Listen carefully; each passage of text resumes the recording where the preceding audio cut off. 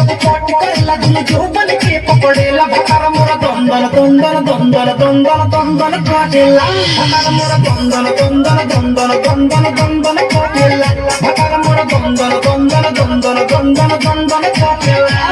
कब होठ से उठ पड़ेला पहिया में ऊंच पड़ेला कब चीत करेला कब काट करेला दुनु जो बन के पकड़ेला भतार मोरा दंदन दंदन दंदन दंदन दंदन काटेला भतार मोरा दंदन दंदन दंदन दंदन दंदन काटेला भतार मोरा दंदन दंदन दंदन दंदन दंदन काटेला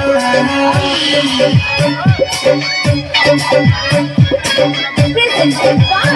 Lovely Films Production DJ Brajesh Chakia.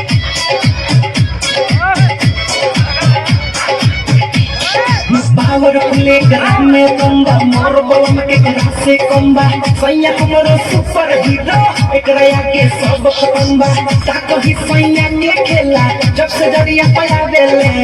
लगे दिसडी सखी हमके सिखला देले दिन रात करला आधी रात करला कब भी हम मतलब पकड़ेला भतार मोर दंदन दंदन दंदन दंदन दंदन काटे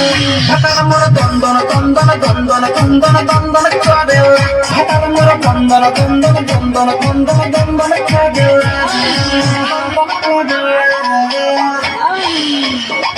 दंदन काटे DJ Brajesh Chakia.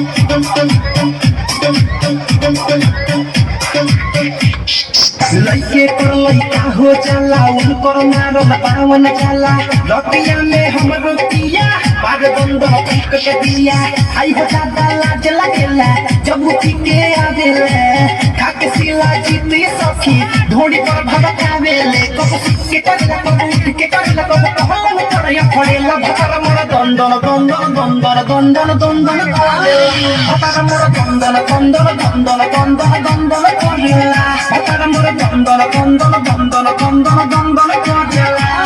कब होठ से उठ पड़ेला पहिया में ऊंच पड़ेला कब चीत करला कब काट करला दुनु जो बन के पकड़ेला भतार मोर दंदन दंदन दंदन दंदन दंदन काटेला भतार मोर दंदन दंदन दंदन दंदन दंदन काटेला भतार मोर दंदन दंदन दंदन दंदन दंदन काटेला